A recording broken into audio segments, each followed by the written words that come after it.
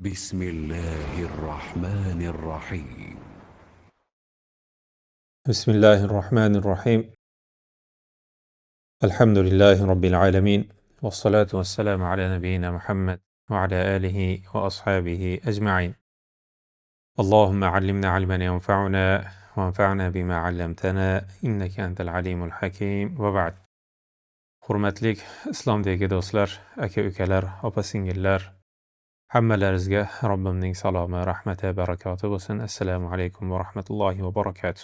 Hurmatli azizlar, bizlar Allohning borligiga, birligiga, yakka-yagona ekanligiga guvohlik berib, Allohdan boshqa ilohlikni da'vo qilgan har qanday borliqni hammasini inkor qilib, ilohlikka haqli yagona Alloh taolo deb iymon keltirib, saodat, baxt, najot, jannat faqatgina islom dinida, islom yo'lida, islom shariatida deb, islom dinini haq deb bilib, islomga bo'ysungan musulmonlar va islomga bo'ysungan muslimalarimiz.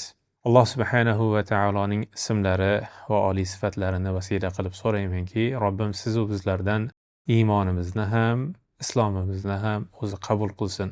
Alloh subhanahu va taolo biz bandalarga, qullarga kunlar va oylarni mavsum qilib, ya'ni ko'proq bir fursat va musobaqalashib Robbisiga qullik qilishlik uchun ba'zi bir kunlarni ba'zi bir kunlardan, ba'zi bir oylarni boshqa oylardan, ba'zi bir soatni boshqa soatlardan, hattoki ba'zi bir yillarni ba'zi bir yillardan, ba'zi bir soatni boshqa soatlardan afzal qildi. Nimasi bilan? U paytda qilingan Alloh taologa qullik boshqa paytda qilingan qullikdan ko'ra Alloh taologa suyukliroq, ajri, maqomi, darajati balandroq bo'ladi. Bu esa bandaga shunga nisbatan, shu vaqtga, shu holatlarga nisbatan e'tiborini, butun jalbini ko'paytirib, e'tiborini qaratishlikka sabab bo'ladi. Shunday kunlardan bo'lgan bu Ramazon oyi, siz va bizlar yashab turgan Ramazon oyi Alloh taologa suyukli oy, oylarning gultoji xo'rozi. Bu oy nimasi bilan afzal biz uchun? Bu oyda Alloh subhanahu va taolo jannat eshiklarini, darvozalarini ochib qo'ygan, do'zax qopqoqlarini yopilingan, shayton va jinlarning kattalari zanjirband qilgan, bu oyda qilingan xayrlik, yaxshi amallar boshqa oyda qilingandan ko'ra ajri bir necha barobar ko'paytirib beriladigan bu oyda bir kecha borki, u kechada qilingan solih amal 1000 oyda qilingan solih amallardan ko'ra yaxshiroq ekanligi to'g'risida bizni bu oy yana ham o'ziga tortadi. Bu oyda yana ham solih amallarni ko'paytirishlik uchun bizga nima quvvat beradi, dalda bo'ladi. Mana shu maqsadda bu oyda Qur'on oyini tilovat qilamiz, xatmi Qur'onlarda qoyim bo'lib turamiz va Qur'on o'qiymiz, Qur'on eshitamiz. Mana shu o'qiyotgan Qur'onimizga afsuski yillar mobaynida kommunistik davrida bizni ilmdan uzoqlashtirib va bugungi kundagi dunyoning aksar joylariga kelgan kufr tuzumi, bu demokratiya, islom ta'limotini, islomni o'rganishlikka qarshi bir kurashlangan davrda yashab kelyapmiz. E'tibor berib qarasak, 11 yil maktabda o'qigan, 11 yil ustoz shogird bo'lib va imtihon ixtibor bo'lib va natijasiga qarab turib 11 yil o'qigan odamga oxirida 11 yildan kelgan ixtiborlardan, imtihondan najot topgan insonning qo'liga beradigan guvohnomasi o'rta ta'limga ega bo'ldi deydi. 11 yil o'qigan odamga. Endi shuni taqqoslashlik, agarda islom ta'limotiga qarasak, biz qachon o'qidik islomda, qachon Qur'on va hadisga, qachon Alloh taoloning oyatlariga qanday vaqtimizni, qancha sarfimizni 1 yil sarfladikmi? 10 yil sarfladikmi? Qancha sarfladik? Hattoki bizni o'rta ta'limga ega bo'ldi islomdan deyishlik uchun. Afsus bilan aytamizki, yo'q. Ta'limimizga ruxsat yo'q. Hattoki o'zi shu Allohning kalomini yodlasin, shariatni o'rgansin, maktab darsligidan tashqari biror bir ustozga borib o'qisin desa, afsuski din dushmanlari va ularning qo'ygan tuzumida, ya'ni qarshi kurashgan bir davrda kelib qoldik. Mana bu Ramazonda ular aksarlarining kattalari zanjirband bo'lgan paytda Qur'onga o'qishligimizga, Qur'on eshitishligimizga qarshi bo'lmaydi. U ham bo'lsa ularning roziligidan emas. Alloh taolo ularning tilini, qo'lini zanjirband qilib qo'ygan. Kichkinalari yuribdi, ko'ryapsizlar, masjiddan qaytarib kattalarini Alloh taolo zanjirband qilib qo'ygan bir oydamiz. Mana shu oyda Qur'on oyatlarini, ma'nolarini, nima to'g'risida mavzular ketayotganligi to'g'risida bir tadabbur qilaylik, chunki Alloh taolo Qur'onda tadabbur qilishlikka buyurgan. Oyatlar nimalar to'g'risida mavzular ketyapti, bu narsani bilaylik, o'rganaylik degan maqsadda bu darslikni joriy qilgan edik. Bugungi darsligimiz 13-pora. Bu poraning avvali Yusuf surasida edi. Bu bitta qissa bo'lganligi uchun o'ziga yarasha bunda qissada ibrat, nasihat borligi uchun buni bo'lmasdan to'liq bo'yicha avvalgi poraga qo'shib yubordik. Bugungi porada 13-porasida ikkita sura Ra'd surasi bilan bugungi darsligimizni boshlaymiz.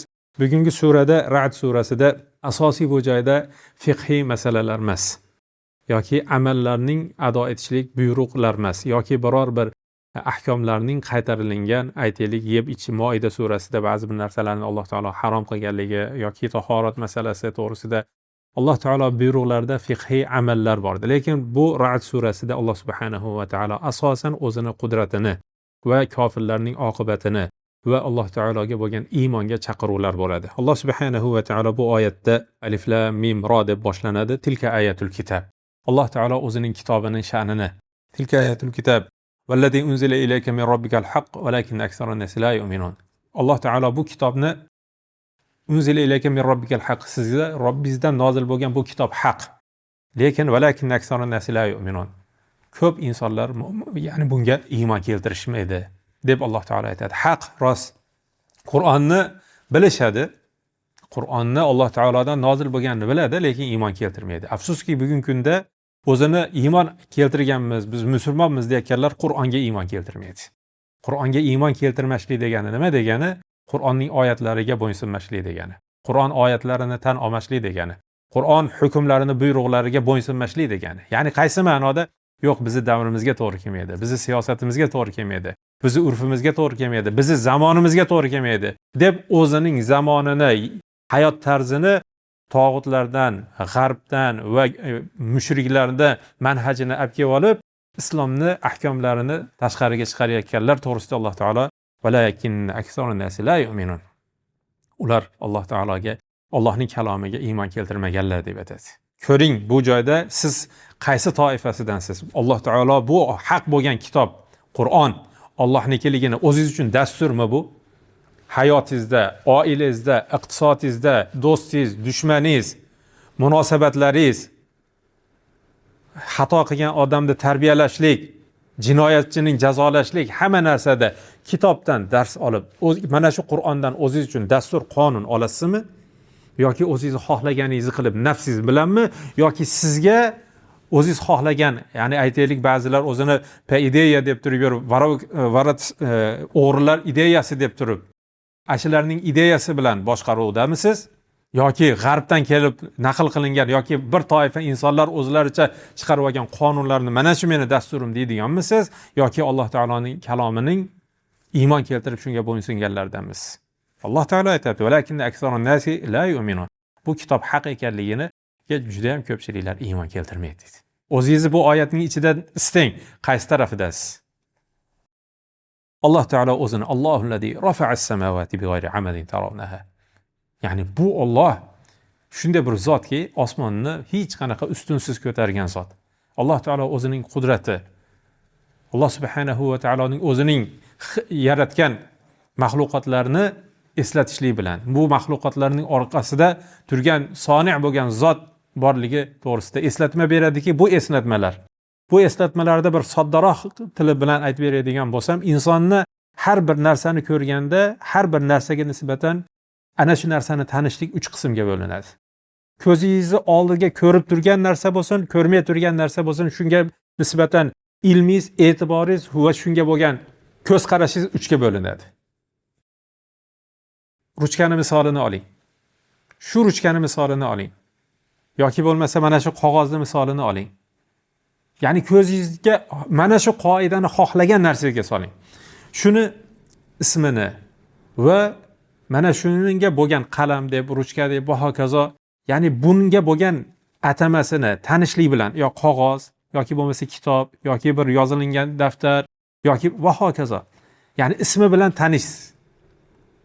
Va uning qiladigan ishini o'rganasiz. Ha bu yozadi deysiz. Ha bu ya'ni ma'lumotlarni yozib olasiz. Ba'zi bir narsalarni eshitadigan bo'lsangiz, eshitgan narsangizni unutmaslik uchun albatta buni yozib qo'yasiz. Ya'ni buning vazifasi yozishlik yoki bo'lmasa qog'ozni misolini oling. Shu qog'ozga nisbatan kim nima ishlar qilsa bo'ladi buni. Mana shu narsalarning hammasi buning funksiyasi, bajaruvchilik xislati to'g'risida buni albatta o'rganasiz. Va orqasidan mana shunga nisbatan o'zingizni munosabatingizni o'nglaysiz. Alloh taolo misollardan oliy bo'lgan zot, lekin Alloh taolo o'zini ismlarini va sifatlarini, zotiy va fe'liy sifatlarini bizga tanitdi. Ya'ni Allohning ism sifatlari bilan Alloh taoloni tanidik. Orqasidan rububiyatini, Allohullazi rafa'as samawat. Alloh taoloning xilqati, yaratgan mahluqotlari, ya'ni rububiyatda yaratganligi, hayot berganligi, rizq berganligi va ularning hayotini tugatganligi rububiyati to'g'risida aytiladi. Orqasidan nima uchun Allohning ism sifatlari bilan tanidik? Alloh subhanahu va taoloning rububiyati bilan tanidik. Orqasidan nima qoldi bizga? Alloh taologa bo'ladigan ulug'iyatimiz, ya'ni unga bo'lgan munosabatimiz, bandaligimiz qoldi. Agarda bitta odam biror bir narsaga munosabatini xatoligini ko'rsangiz, albatta aytasiz. Misol uchun aytib beraman. Biz o'zimizni tilimiz bilan dinimizni tanishlik uchun e'tibor qaratmoqchiman. Do'ppimiz misolini olaylik, birodarlar. Shu latta.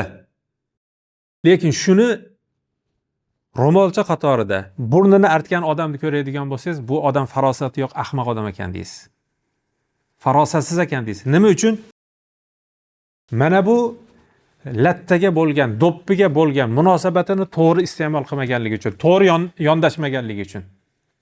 Lekin xoslangan shu materialni o'zidan ro'molcha shaklida, dastro'mol shaklida qilingan bo'lsa, unga buruni aytadigan bo'lsa, madaniyatli inson ekan deysiz.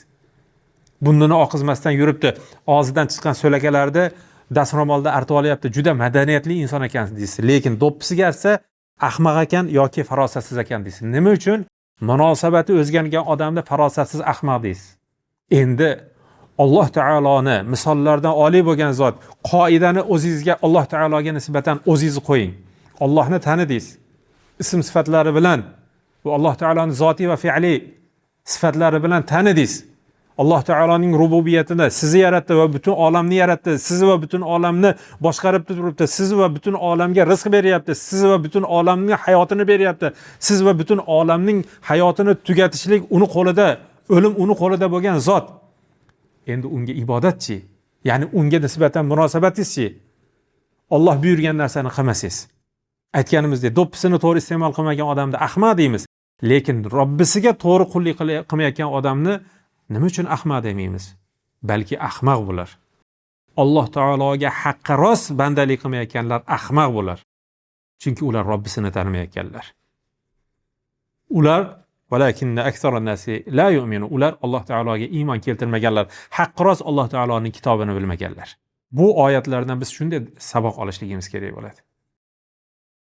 Alloh subhanahu va taolo o'zining qudrati, ilmi, lutfi, hifzi va butun sir asrorlarini bilishligi to'g'risida va Alloh taolo Allohu ya'lamu ma ta'milu kullu unsa va ma taghidu al-arham va ma tazar. Ya'ni hammani Alloh taolo o'zining qudrati va Alloh taoloning ilmi bular to'g'risida Alloh o'zini tanitadi. Nima uchun? Alloh taolo qo'rqitadi bandasini. Va Alloh taolo o'zini tanitadi. Nima uchun? Robbisiga to'g'ri qullik qilishlik. Tanimagan odam qandan qo'rqadi? Tasavvur qiling, bitta odam yoningizda o'tiribdi, hech narsani bilmaysiz. Yoningizda o'tiribdi, hech kimligini bilmaysiz. Lekin orqasidan borib kelib, bilasan bu odam deb. Agarda uning vazifasidan yoki bo'lmasa uning jinoyatchiligi to'g'risida sizga ma'lumot kelgandan keyin haybat tushadi. Nima uchun? Sizdagi ma'lumot uni tanidingiz, taniganingizdan keyin munosabatingiz o'zgaradi. Allohni taning, tanisiz munosabatingiz o'zgaradi Robbingizga nisbatan. Tanimaganligingiz uchun Robbingizga nisbatan munosabatingizni buzgan holatda yashab kelyapsiz. To'g'rirog'i yashab kelyapsiz. Robbimizni haqqi rost taniylik. Keyingi oyatlarida lahu muaqibatun, ya'ni 10-11 oyatlarda Alloh taolo davom etib o'zini qudrati, azamati, buyukligi to'g'risida lahu muaqibatun min bayni yadayhi va min khalfihi yahfazunahu min amrillah. Alloh taolo o'zini farishtalari, muaqqibatu min bayni yadayhi va min xalfihi, ularni saqlab yuradigan, muhofaza qilib yuradigan farishtalar to'g'risida xabar berib bandalarini, har birimizni muhofaza qilib yuradigan farishtalar bor. Har birimiz iymon keltirgan amallarimizni yozib yuradigan raqibun atid farishtalar bor.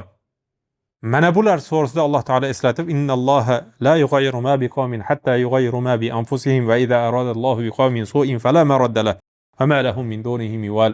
Mana bu oyat to'g'risida Alloh subhanahu va taolo Alloh taolo bir qavmni o'zgartirmasligi to'g'risida, hattoki ularni o'zlarini o'zgartirmagunga qadar biz qachon o'zgaramiz? Qachon hayotimiz tom ma'noda Alloh va uning rasuli buyurgan, Alloh va uning rasuli rozi bo'lgan, Alloh va rasuli ko'rsatib bergan mulkda bo'lsin, boshqa narsada bo'lsin, taqsimotlar hammasi qachon to'g'ri bo'ladi? Qachon hayotimiz o'zgaradi? Hattoki o'zimizni o'zgartirmagunimizga qadar. Hatta yughayyiru ma bi anfusihim, hattoki o'zinglarni, ya'ni nafsiylarda, ya'ni qalbiylarda va amaliylarda isloh qilmaguninglarcha Alloh taolo sizlarni ijtimoiy holatinglarda o'zgartirmaydi deydi. Tafsirlarni, bu oyatlarning tafsir qilib bergan ulamolarning hammasini, mufassirlarni tushunchalarini hurmat qilib, undan biz o'zimizga darslik olamiz. Ibn Kathir rahimahulloh bu oyatni tafsirida idza la yughayirun nas man fawqahum, agarda insonlar o'zlarini yuqoridagilarini, ya'ni rahbarlarini o'g'irlamasa, ya'ni inson, "Yo, sen noto'g'ri qilyapsan, men senga itoat, ya'ni bu nima qilganing?" deb inson muhosaba qilib, o'zlarini yuqoridagi boshliqlarini o'zgartirmas ekan, la yughayyiru bihalihim, Alloh taolo ularning holini o'zgartirmaydi dedi. Ya'ni bizni ijtimoiy holatimizning o'zgartirishlik yuqoridagi insonlarni, zolim va tog'utlarni va Alloh taoloning shariatidan o'ziga dastur olib boshqarmayotganlarning o'zgartirmasanglar, ey insonlar deydi. Ibn Kathir, bu men sizlarga naql qiluvchiman. Ibrat xohlagan odam oladi. Xohlagan odam ibrat oladi, xohlamagan odam eshitib ha deb tashab ketaveradi. Islom ummati tan olgan Ibn Kathir rahimahulloh yuqoridagilarni o'zgartirmagunga qadar sizlarning holinglar o'zgarmaydi deb. Bu oyatdan murod shunday tushuniladi deb, shunday tafsir bergan ekanlar. Keyingi oyatlarda Alloh subhanahu va taolo 14 dan boshlab 24-oyatlargacha Alloh taolo xalqlarning yaratganligi va Alloh subhanahu va taolo xohlagan bandasiga hayot berganligi va xohlagan bandasini sabotda turishligini in'om qilganligi va mu'minlarni Alloh taoloning nidosiga, chaqiruviga javob berganligi va ularning sifatlari, lahu da'vatul haq, ya'ni Allohning haq da'vati va bular to'g'risida so'z boradi. Mana bu oyatlarning davomida lillazina istajabu li robbihimul husna, robbilariga chiroyli ijobat qilganlar to'g'risida Alloh taolo xabar berib, vallazina lam yastajibu lahu law anna lahum ma fil ardi jami'a. Ya'ni mana bu oyat bugun hayot, tirik. Vallazina lam yastajibu lahu, Robbisining da'vatiga, Qur'onga ijobat qilmaganlarni Alloh taolo law anna lahum ma fil ardi jami'a, agarda yerdagi hamma saltanat, hokimiyat, boylik va tuzum hammasi ularda bo'lsin va uning mislidagi ham ularda bo'lsin. Nafaqat o'zi va o'zida qo'lidagidan yana misridagi hammasi uni qo'lida bo'lsin. Laftadaubi, agarda bir yaxshilikka, Robbisini roziligini topishlik uchun, jannatga kirishlik uchun hammasini infoq qilib, borini infoq qilib, ulayka lahum su'ul hisab va ma'wahum jahannam va bi'sal mihad. Ularni hisob kitobi yomon bo'lishligi va ularni boradigan, ya'ni Allohning da'vatini qabul qilmagandan keyin uni qilayotgan yaxshiliklarini hammasi ma'vosi boradigan joy jahannam ekanligi to'g'risida Alloh taolo xabar beradi. Keyingi oyatlarda Alloh subhanahu va taolo 25-oyatdan boshlab 29-oyatgacha kofirlarning sifati, Alloh taoloning ularga beradigan azobi, Allohning oyatlarini o'zining havoi nafslariga xohlagan holatda burib xohlashligi, ya'ni havoi nafsini qonunlashtirib berishingiz kerak.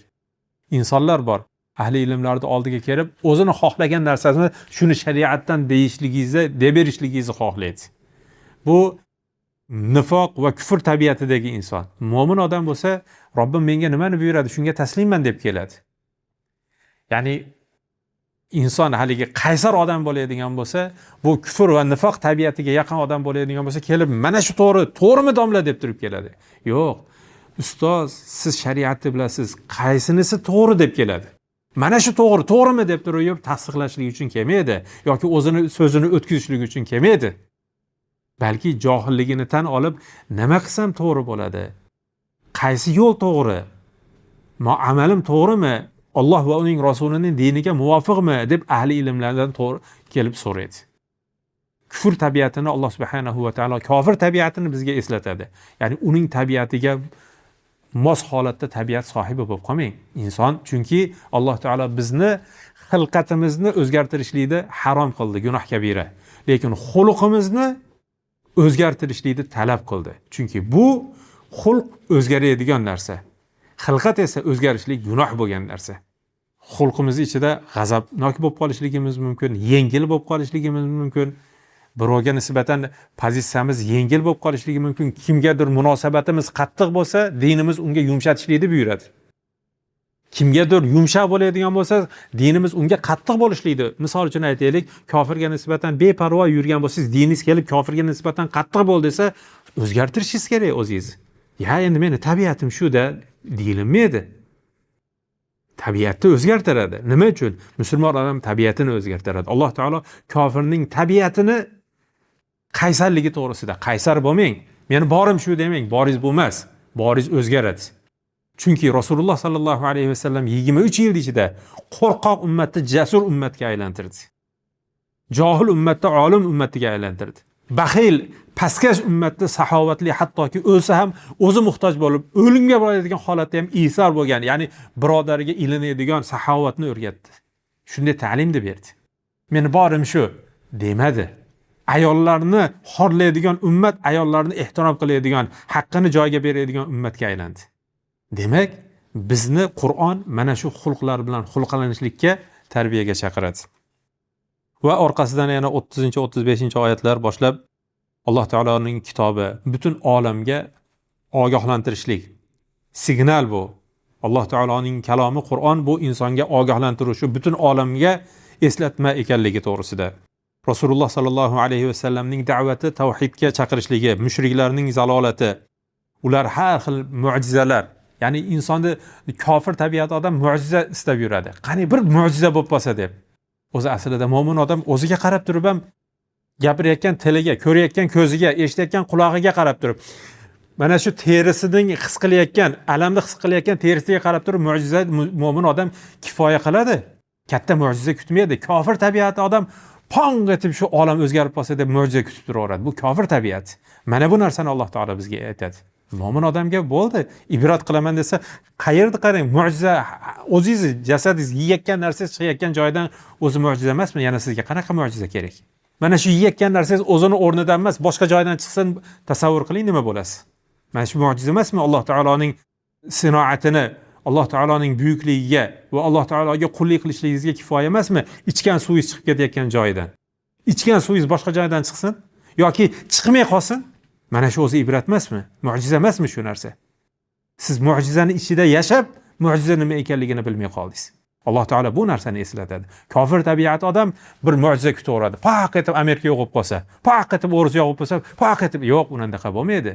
Paq etib o'tirishib bitta uxlab turishlik bilan bo'lmaydi. Buning uchun sizdan fidoyilik, sabr, matonat va harakat, Robbingizga bo'lgan qullik, mana bu narsa talab qilinadi. Va Alloh subhanahu va taolo mu'minlarni o'zining amriga, buyrug'iga, diniga ergashgan mu'minlarga beradigan jannat va undagi ne'matlar to'g'risida Alloh taolo eslatadi. Keyingi oyatlarida Qur'onning yana mo'jizalari to'g'risida, ahli kitoblar inson tabiatida ularning to'g'riligi to'g'risida eshitsa xursand bo'ladi. Ahli kitoblar ham, chunki Qur'on ahli kitoblarning dini haq ekanligi, ya'ni davri vaqtida haq ekanligi to'g'risida, Tavrot, Injil, Zabur to'g'risida Qur'on ko'p gapiradi. Bu narsani eshitib xursand bo'lishadi. Lekin o'zlariga yoqmagan joyda bo'ladigan bo'lsa, inkor qiladi, yuz o'girishadi. Bu to'g'risida Alloh subhanahu va taolo xabar berib o'tadi 36-oyatdan boshlab 43-oyatlarigacha. Vallazina ataynahumul kitaba yafrahunahu bima unzila ilayka va minal ahzabi man yunkiru ba'da. Ya'ni u sizga nozil bo'lgan Qur'ondagi ular to'g'risida kelgan oyatlarni eshitib xursand bo'lishadi dedi.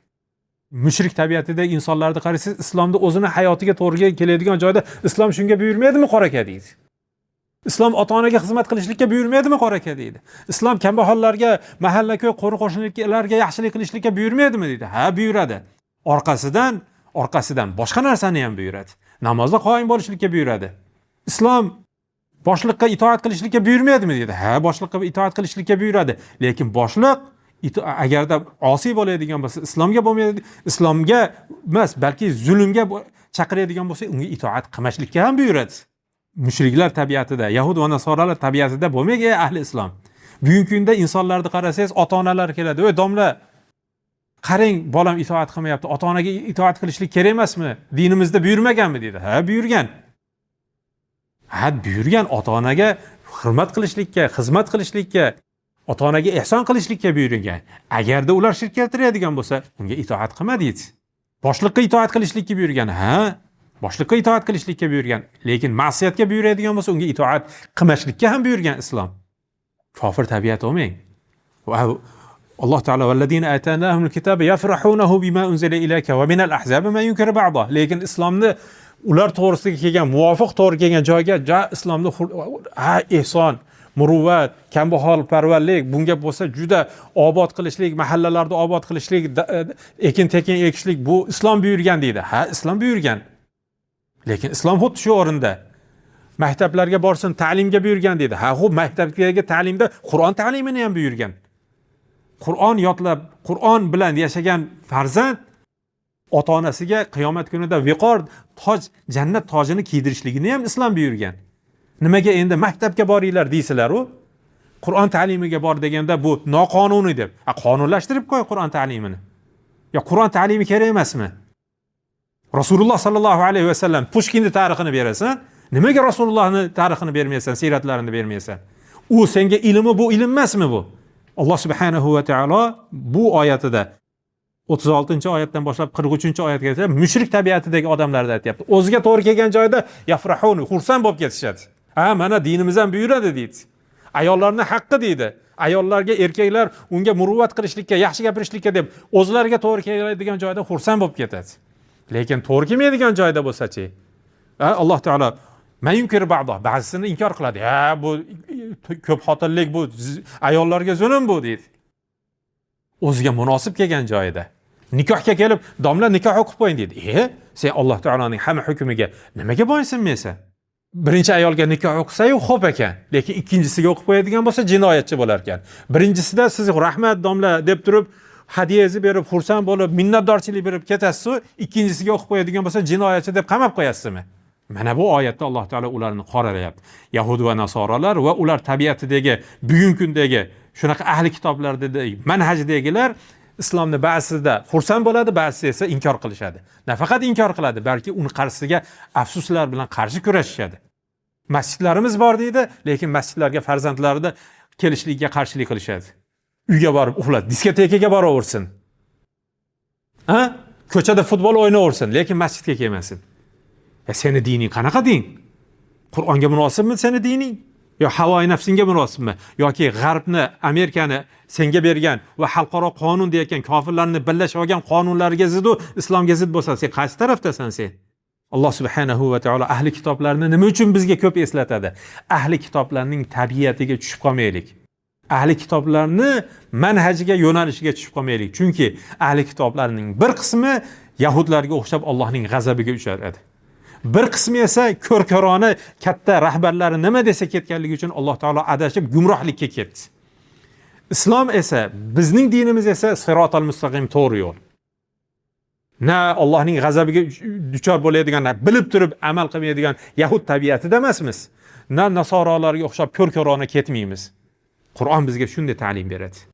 Biz haqni bilib, Allohning oyatiga qaytib, Qur'ondan o'zimizga dastur, qonun olib va shunga ergashamiz. Mana sirotal mustaqim. Va Alloh subhanahu va taolo jannat va jannatdagi ne'mat va bu fidokorlik, bu jiddiyatlik, bu qat'iyatlikning orqasida Alloh taoloning ne'mati, rahmati, fazli, mag'firati, jannati kimga? Mu'minlarga. Val aqibatu lil muttaqin. Oqibat esa muttaqin bo'lgan, taqvodor bo'lgan insonlarga ekanligi. Qo'rqitadi Alloh taolo azobi bilan, jahannam bilan bu oyatlarda. Keyingi sura Ibrohim surasi. Bu sura ham deyarli Ra'd surasi bilan bir-biriga yaqin bo'lgan va bu surada Ibrohim alayhissalomning qissasi. U kishi bizga imom, u kishi bizga ustoz, u kishi bizga yo'l boshi, u kishi bizni musulmon deb u kishi bizni nomlagan. U kishi Alloh taoloning xalili, payg'ambari. U kishining qissasi bor va u kishining asosiy bizga oladigan eng katta sabog'imiz mushriklar bilan, yaqinlari bilan bo'lganda ham iymonida, tavhidida qanday turgan va mushriklar va shirk ahliga nisbatan baroati, ya'ni ularga qo'shilmasligi va ularning manhajidan o'zini iroq tutganligi to'g'risida qissalar bilan Alloh taolo u kishini bizga namuna, darslik, ibrat qilib beradi. Alif lam ra kitabun anzalnahu ilayka litukhrijan nas minadh-dhulumati ila an-nur bi'izni rabbihim ila siratil azizil hamid. Bu kitobni Alloh subhanahu va taolo Allohning huzuridan nozil bo'lganligini bu kitob insonlarning zulmatdan, qorong'uligidan nurga mana shu kitob chiqaradi. Siz yo'lingizni qaysidan istayapsiz? Saodatingizni, baxtligingizni, tinch hayotingizni, osmonimiz musaffo, yerimiz ko'rkam, yurtimiz obod deyapsiz. Nima bilan? Qur'onga muvofiqmi? Qur'onga muvofiq bo'lsa bu nur, saodat. Qur'onga muvofiq bo'lmasa zalolat va shaqovat va gumrohlik olib boradigan joy jahannam. Val aqibatu lil muttaqin. Oqibat faqatgina taqvodorlarga, islomga va musulmonlarga. Dunyo esa kufr va uning ahliga. Alloh taolo Allohullazi lahu ma fis samawati va Alloh u yer va osmondagi butun borliq uniki. Va vaylul lil kafirin min azabin shadid. Qattiq alamlantiruvchi azob, qattiq azob kofirlarga bo'lsin. Ular kim?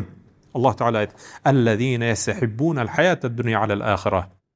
Ular dunyoni oxiratdan afzal tutganlar. Dunyodagi maqom, dunyodagi martaba, dunyodagi erishadigan yutuqlarni oxiratdagidan afzal ko'rgan. Oxiratdagidan ko'ra uni to'g'ri deb bilgan. Va yasudduna an sabilillah. Va Allohning yo'lidan to'sgan, Allohning yo'liga qarshi kurashgan va dunyoda o'zini maqomi va martabasi, oyligi, ishi deb turib yurib Alloh taoloning diniga qarshi bo'lganlar. Allazina yastahibbuna al-hayata ad-dunya 'ala al-akhirah va yasudduna an sabilillah va yabghunaha 'iwaja ulaika fi dalalin ba'id. Mana bu oyatlarni o'qing. Bu oyat kimga? Sizi bilan menga eslatma. Sen kimlardansan? Dunyoni oxiratdan afzal tutgan, Allohning diniga qarshi kurashayotganlardan emasmisan? Bu Qur'on hidoyat. Agarda sen Alloh taolodan qo'rqib nurga yuraman desang, bu kitob seni nurga yurgizadi. Boshqa kitoblar, boshqa dasturlar, boshqa manhajlar seni jahannamga va qorong'ilikka olib boradi. Afsuski, qorong'ilikda ketayotganingni o'zing bilmaysan, ey nodon inson.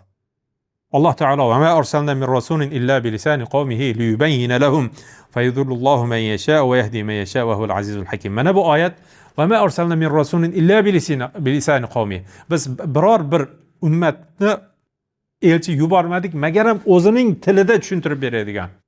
Bu yerda ya'ni ahli ilmlarning vazifasi o'zining xalqi, o'zining millati tushunadigan oson tilda dinni yetkazib berish kerak. Mana shu vazifasi.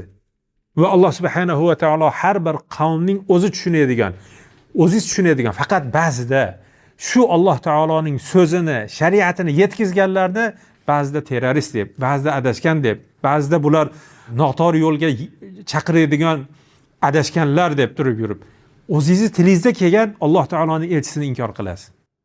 Xuddi bizdan oldinga o'tgan qavmlar payg'ambarlarni inkor qilib olgan. Sen to'g'rimisan sen degan. Biz o'zimiz ajdodlarimiz to'g'ri bo'lgan. Sen bizga to'g'ri yo'lda yo'llamoqchi bo'ldingmi deb inkor qilgan. Nima uchun Alloh taolo ularni eslatdi? Sizga ham bu Allohning oyati, qayting. Tarjimalar bor. Qayting Allohning kalomiga. Rasululloh sallallohu alayhi va sallamning hadislariga qayting. Nimadan ogohlantiryapti? Nimaga buyuryapti? Nimadan qaytaryapti? O'zingiz tilingizda-ku. Alloh taolo sizga yetkazib qo'ydi-yu. Alloh aytayapti bu narsani. Men islom qiyinda, din qiyinda, men bilmayman arab tilida demang. Yetkazib qo'ydi-yu. Faqat ba'zilarini siz tan olmaysiz. Nima uchun? Siz unga aralashsam rohatim ketib qoladi deysiz. Tinchligim buzilib qoladi deysiz. Ozorlar, qiyinchiliklar kelib qolishi mumkin deysiz. Diniz deb turib qiyinchiliklar kelib qolishligidan qo'rqqanligingiz uchun Alloh taolo mana bu oyatni sizni ziddingizga hujjatni qoyim qilib qo'ydi.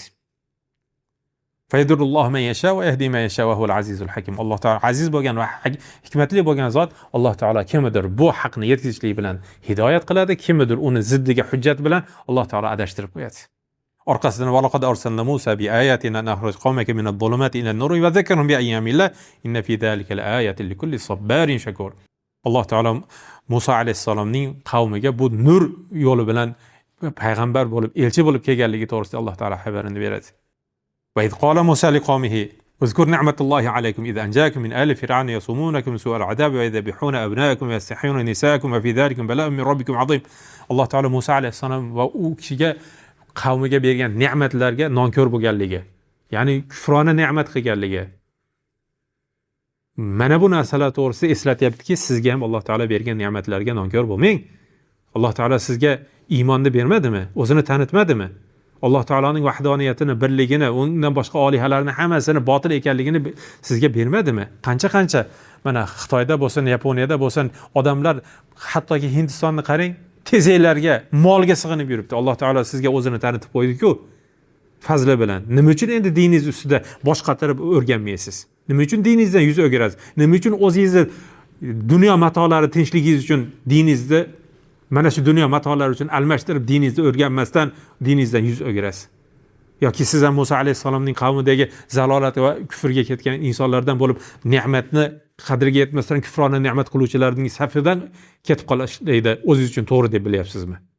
Va keyingi oyatlarda Alloh taolo payg'ambarlar bilan kofirlarning o'rtasidagi bo'lgan hivor, so'zlashuvlar, bahslar to'g'risida Alloh taolo eslatib o'tadi.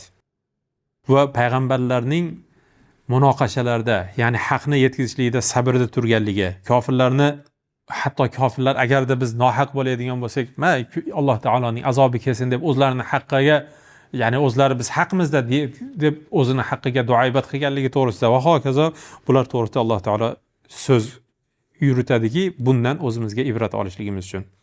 Mana bu joyda subhanalloh 12-oyatda va qolallazina kafaru lirusulihim lanukhrijannakum min ardina aw la ta'udunna fi millatina fa waha ilayhim robbuhum lanuhlikanna zolimin. Bizi davrimizdagi Alloh taoloning oyatiga kofir bo'lganlar ham, bizi davrimizdan keyingi keladigan kofirlar ham, bizning davrimizdan oldingi o'tgan kofirlar ham, oldingi payg'ambarlarning davridagi kofirlar ham hammasining manhaj yo'nalishi bir xil. Islomda va musulmonlarda payg'ambarlarning manhaji yo'nalishi bir xil bo'lgandek. Mana bu oyatni qarang. Va qolallazina kafaru, Alloh taoloning oyatlariga kofir bo'lganlarni so'zlariga e'tibor bering. Alloh taoloning elchilariga, payg'ambarlariga lanukhrijannakum min ardina, sizlarni biz yurtlarimizdan chiqarib yuboramiz, badarg'a qilib yuboramiz. Ya'ni sizlar bizni tinch yurtimizni tark qilinglar, ketinglar dedi. Yoki o'zimizning millatimizga, ajdodlarimizga, o'zimizga urf-odatlarimizga qaytasizlar, yoki sizlarni badarg'a qilamiz dedi. Ya'ni sizlarni haydaymiz dedi. Yo haydaydi, yo haydatadi. Bu kofirning tabiati. Fa uha ilayhim robbuhum lanuhlikanna zolimin. Payg'ambarlarga Alloh taolo vahiy qildiki, zolimlar albatta halokatga yuz tutuvchi. Ey islom ummati, mushrik va kofirlar islom va musulmonlarni hech qachon do'st tutmaydi, yaxshi ko'rmaydi. Va ularning o'zlarining yurtidan chiqarishlikni xohlaydi. Aloniyatan hoki siqib bo'lsin. Bu ularning manhaji. Shayton ularga shuni vasvas qiladi, shuni to'g'ri deb ko'rsatadi. Alloh taolo aytgandek, zolimlarga Alloh taoloning halokati bo'lsin. Bu oyatlar bizga, ya'ni zolimlarni manhaji, yo'nalishi qanday bo'lgan, siz islomingiz uchun, diningiz uchun qanday turishligingiz to'g'risida sizga namuna dastur beradi. Bu oyatlardan oladigan saboqimiz bizga shuni beradi. Alloh taolo g'aflatda emas. Alloh taolo hamma bandalarini hisob-kitob qilishligi va hisob-kitob qilishlikda Alloh taolo juda ham tez ekanligi to'g'risida. Alam tara annalloha xalaqas samawati val ard. Alloh taolo yer va osmonlarni yaratgan va hammasini hisob-kitob qilishligi. Ya'ni biror narsa Allohning e'tiboridan tashqarida qolmaydi. Hamma narsa yoziladi. Hammasini hisob-kitob qiladi. insonlarda bir-birlariga qilgan zulmi, islom uchun, din uchun ularga qilgan tajovuzi hammasiga Allohning oldida javob beradi. Vallohi Allohning oldida javob berishadi. Buni Alloh taolo eslatadi. Din uchun mazlum bo'lgan odam hech qachon tushkunlikka tushmang, chunki sizdan oldingi payg'ambarlar ham shunday bo'lgan. Musulmonlarga bu suralar tasalli beradi. Kofirlarga eslatma beradi. Adashganlarga to'g'ri yo'lni tanlab olishlik uchun imkon beradi. Keyingi oyatlarda 35-41 oyatlarda Alloh subhanahu va taolo Ibrohim alayhissalomning qissasi va qala Ibrohim robbijal hadal balada amina, ya'ni Makkaga Alloh taolo Ibrohim alayhissalomning duosi, Makka haqida qilgan duosini eslatadi. Robbijal hada baladan amina, ey Robbim bu yurtni o'zing omonlik, amin, xotirjam yurtlardan qilgan deb qilgan duosini va u joyga mo'minlarning qalblari oshiq bo'lib turishligi to'g'risida. Ya'ni Alloh subhanahu va taolo bu Ka'ba va uning atrofidagi Makka shahri bizning islom dinimizdagi shiorlardan, Ibrohim alayhissalomning u yurtga qilgan duolari ketgan yurt ekanligi to'g'risida Alloh taolo xabarini beradi. Va shu bilan Ibrohim alayhissalomning surasi tugab 13-pora shu bilan tugadi. Asosiy bu ikki suradan, Ra'd va Ibrohim surasidan oladigan narsa Allohning qudrati, Alloh taoloning qahri, g'azabi va kofirlarning manhaji va bularga qarshisida turib beradigan islom va musulmonlarning matonati, sabri va ularga beriladigan ajr mukofot to'g'risida Alloh taolo eslatma beradi. Bu eslatmalardan to'g'ri eslatma olib, to'g'ri foydalanib, to'g'ri ibrat olib, to'g'ri nasihat olib, to'g'ri yo'lni topib olishlikka Alloh taolo o'zi tavfiq va madad bersin. Vallohu taala alam, sallallohu alayhi va sallam ala nabiyina Muhammad va ala alihi va ashabihi ajma'in.